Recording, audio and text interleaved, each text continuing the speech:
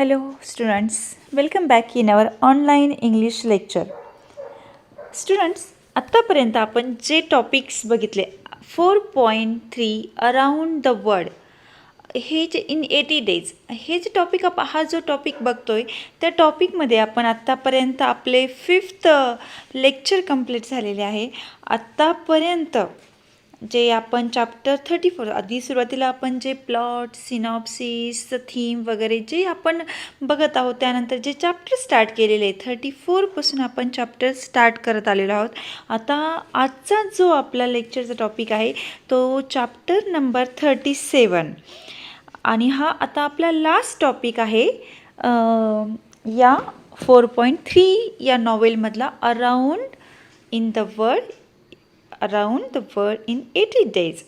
आता या ठिकाणी in which it is shows page number 100. Look at the page number 198, chapter number 37.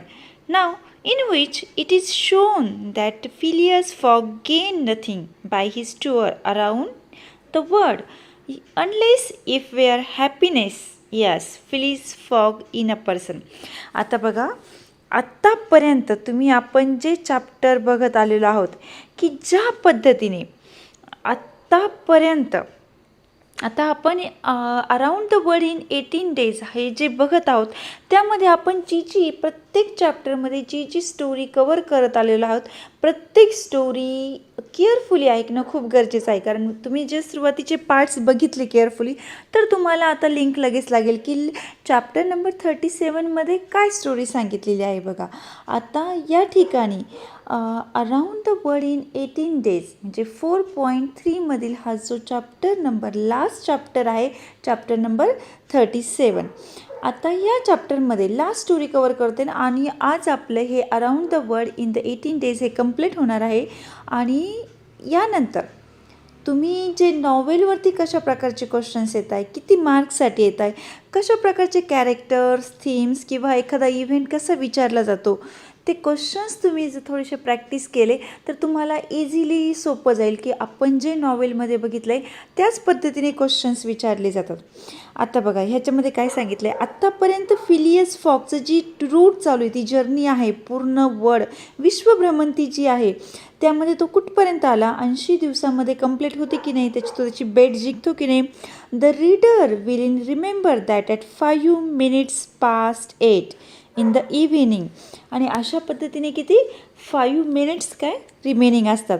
About 5:20 hours after the arrival of the travellers in London, Passepartout had been sent by his masters to engage the services of the Reverend Samuel Wilson in a certain marriage ceremony. आता जे अतिशय आदरणीय असणारे Samuel Wilson यांना विवाह सोहळ्यासाठी पाठवण्यात आलं होतं की जे 2nd डेला जो विवाह सोहळा होणार आहे त्या सोहळ्यासाठी पाठवण्यात आलं होतं, which was to takes place the next day. With his hair is in disorders and without his hat he ran. आणि त्याला हे समजतात, हा निरोप द्यायचा आहे किंवा हा मेसेज सेंड करायचा आहे हे कळताच तो पासपार्ट वेंट आउट की तो आपल्या विस्कळीत झालेल्या अस्ताव्यस्त केसांमध्येच विदाऊट हॅटच निघाला. Pass out went on his unenchanted, तो अतिशय मंत्रमुग्ध झाला. He soon reach the clergyman house, आणि तो थोड्याच वेळामध्ये कुठे पोचला, क्लर्जीमॅनच्या हाऊसमध्ये. आणि कुठे, सॅम्युअल विल्सन यांच्या. सॅम्युअल विल्सन हे कोण होते का जे मॅरेज करून देणारे. But found him not at home, पण ते कुठे सापडले नाही, त्यांच्या घरी भेटले नाही. पासपार्टआउट वेटेड अ गुड 20 minutes, आणि पासपार्टआउट यांनी किती वेळ वेट केला तर 20 minutes वेट केला. And when he left the reverend gentleman, आणि आता अशा आदरणीय व्यक्तीला इट वॉज 35 minutes, त्यावेळेस किती वेळ झाला होता 35 minutes past 8. And but in what a state he was, with his hair in disorders and without his hat, he ran along the street as never man was seen to run before. And तो कोणत्या विचारात आहे, त्याचे तो किती डिसऑर्डर्समध्ये त्याचे hair कसे झालेले आहे किंवा त्याची परिस्थिती काय आहे त्याची, किंवा विदाऊट हिज हॅट तो त्याच्या टोपीशिवाय होत्या, आणि असं धावत सुटलं होतं रोडनी की आत्तापर्यंत never man he was seen, आत्तापर्यंत रन बिफोर अशा पद्धतीने धावणारा किंवा पळणारा रस्त्यांवरून व्यक्ती कोणीही बघितला नसेल. And over turning passes by rushing over the sidewalk, आणि जे पासर बाय होते म्हणजे ते ज्याच्या सराउंडिंग जात होतं त्यांना तो मागे टाकून धावत सुटला होता. Rushing over the sidewalk like water spout, आणि तो त्या म्हणजे एक फुटपाथनी धावत सुटलेला होता. In 3 minutes he was in Savile Row again, आणि 3च मिनटामध्ये तो कुठे आला, Savile Row again. And stagger back in to the Mr Fogg's room, आणि परत पुन्हा केव्हा आला, मिस्टर फॉग्स यांच्या रूममध्ये आला. And he could not speak, तो काहीच बोलू शकला नाही. What is the matter ask Mr fog. Mister Fogg यांनी विचारलं, काय झालं, काय मॅटर आहे. My master gasps pass marriage impossible, आणि असा तो धापा टाकत आला, इतका धावत आलेला असतो की तो गॅप्स म्हणजे धापा टाकतो. आणि पास पाठवला तो काय म्हणतो, माझे मालक marriage impossible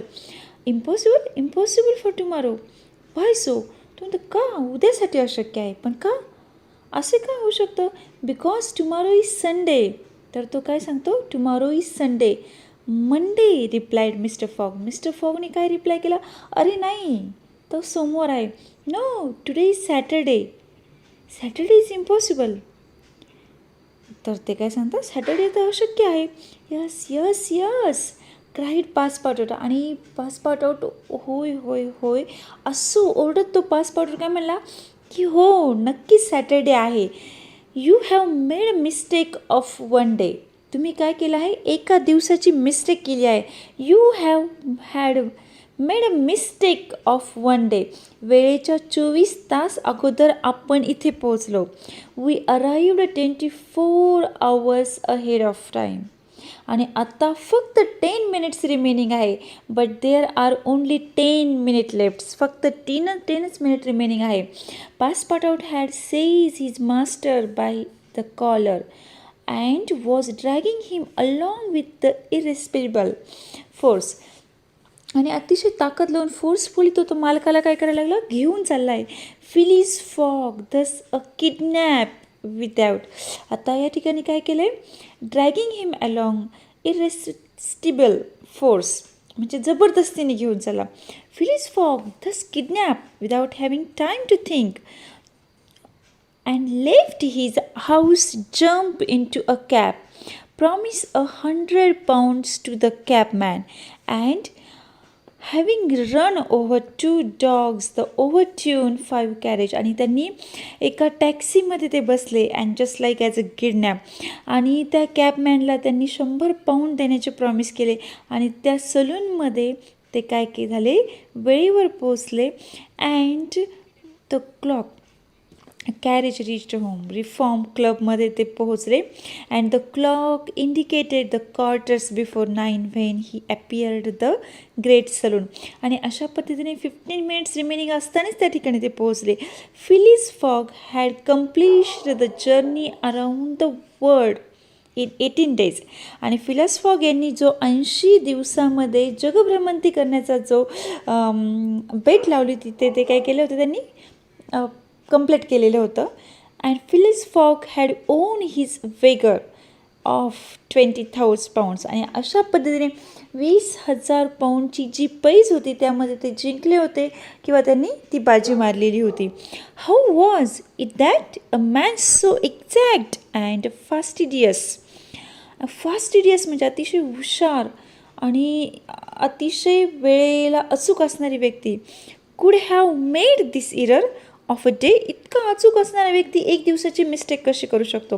how came he to think that he had arrived in London on Saturday the 21st day of December.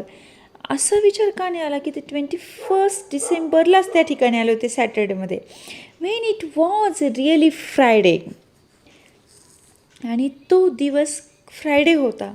तरीही ते and the 20th and the 17th 9th day only from his departure. आणि खरं तर ते 80व्या दिवशी नाही तर 79व्या दिवशीच, ज्या दिवसापासून सुरुवात केली ती त्याच्या 79व्या दिवशीच ते परतलेले होते. The cause of error is very simple. ही चूक का झाली त्याचं कारण अतिशय सिम्पल होतं. कारण का Phileas Fog had without suspecting it gain one day of his journey. And Phileas Fogg यांनी शंकाच ठेवली नव्हती, कोणताच सस्पेक्ट ठेवला नव्हता की वन डे काय केला होता त्यांनी वाढवला होता. अँड कशामुळे वाढवला होता? And this time merely because he had travel constantly eastward. कारण ते काय होते सतत निरंतर पूर्वेकडे प्रवास करत होते. He would on the contrary have lost a day had he gone in the opposite direction that is westward. जर त्यांनी उलट्या दिशेने जर प्रवास केला असता तर एक दिवस त्यांनी काय केला असता वाया घालवला असता.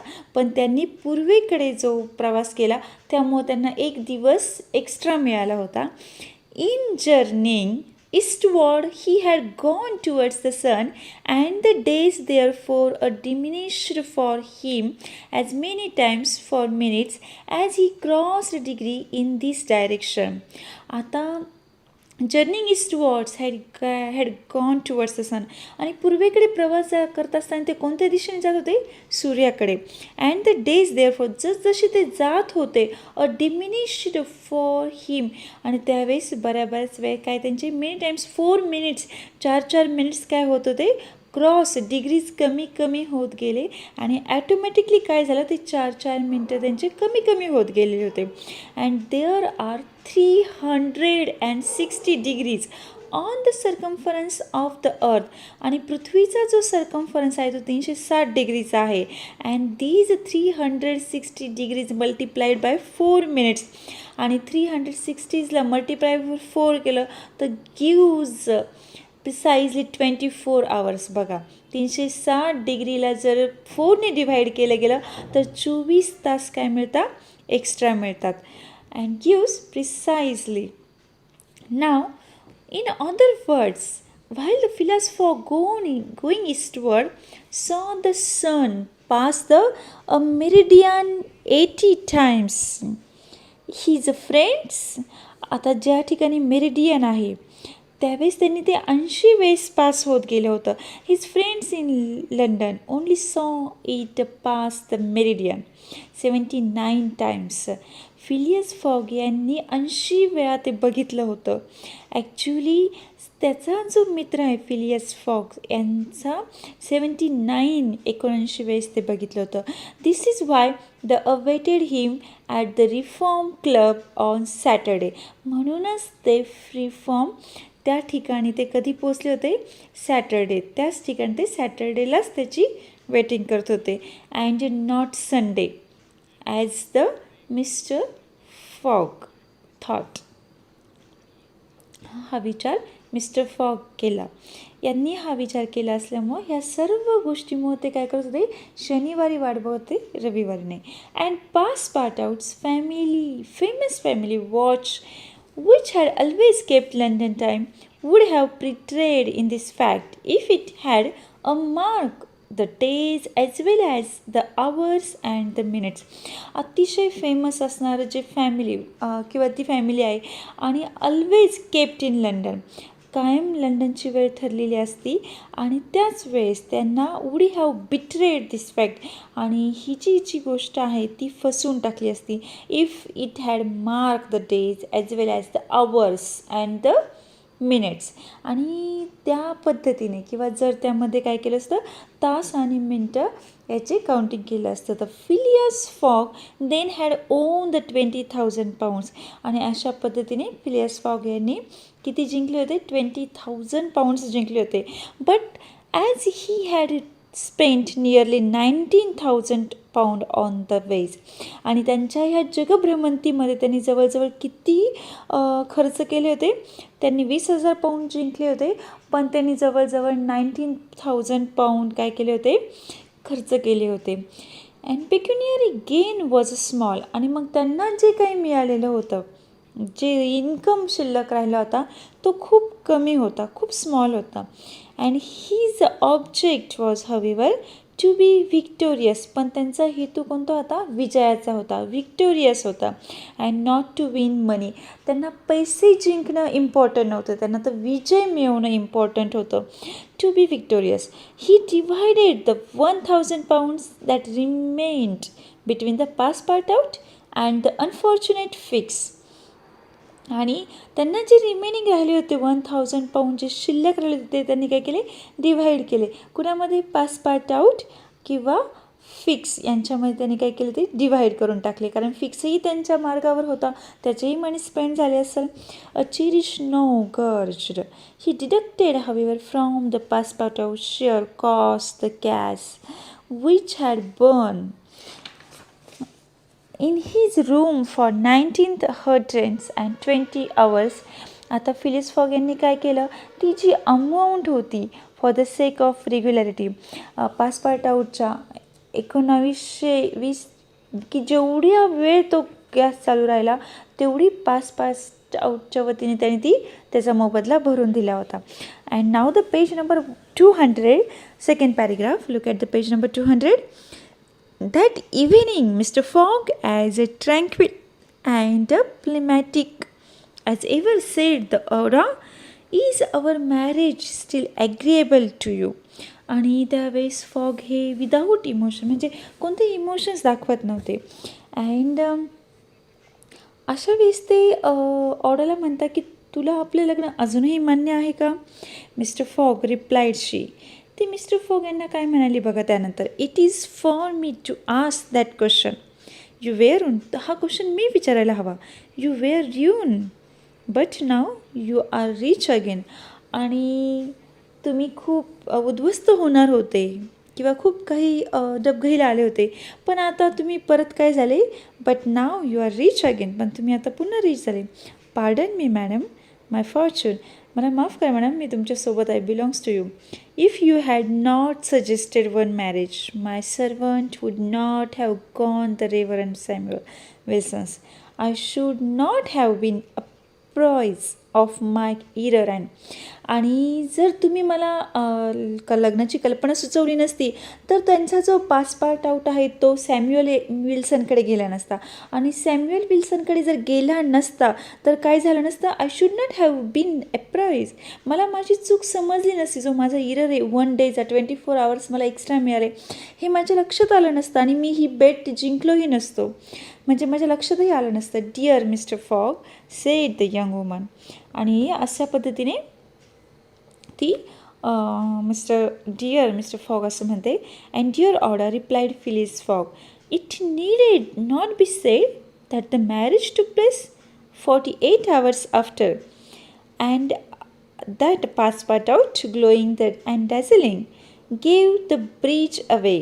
Had he not saved her and was he not entitled to these honors.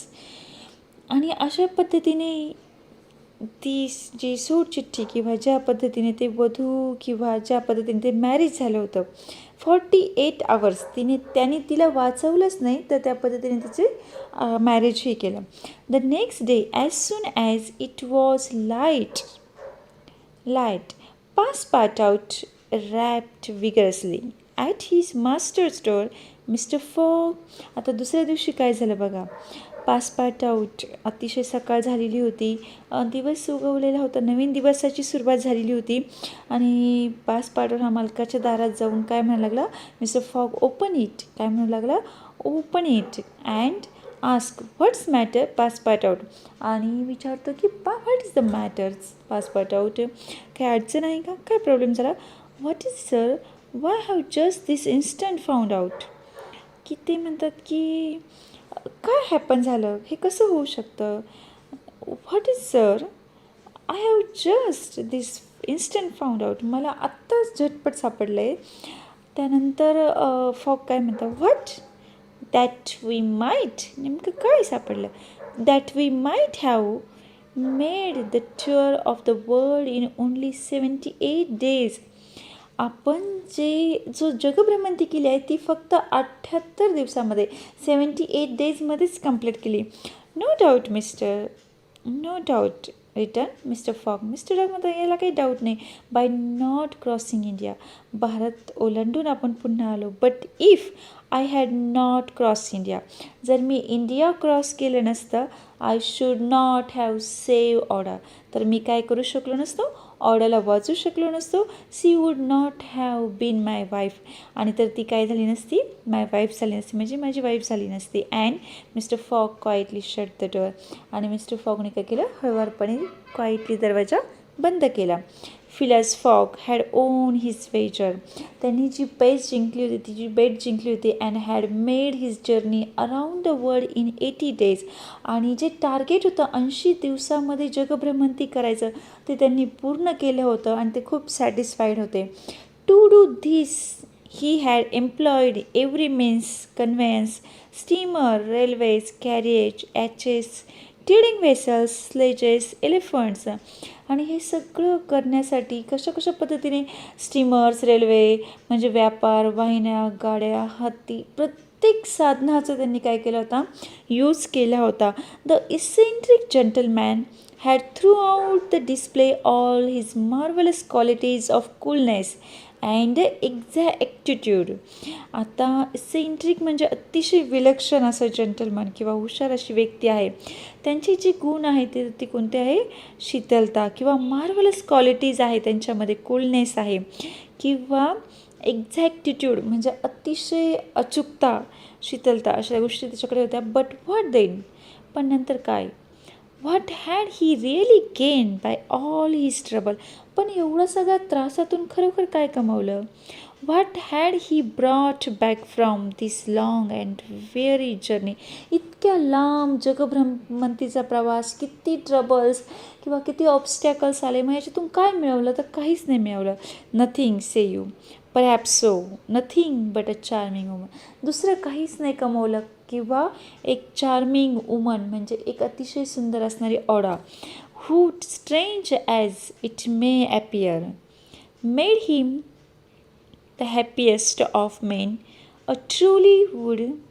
ज्या माणसाला हे सगळं विक्षिप्त किंवा विचित्र वाटलं, पण ॲक्च्युली त्याला हे खूप हॅपिएस्ट मुवमेंट, अतिशय आनंदी बनवलं होतं, खूप सॅटिस्फाईड बनवलं होतं. Truly would you not for less than that make the tour around the world, खरोखरच आपण त्या जगभरामध्ये खूप कमी दिवसांमध्ये आपण जगभराची किंवा जगाची फेरफटका किंवा जगाची भ्रमंती करू शकतो. आय थिंक फायनली आपला हा लेसन इथे संपतो आहे. I hope all of you understand. Now take care.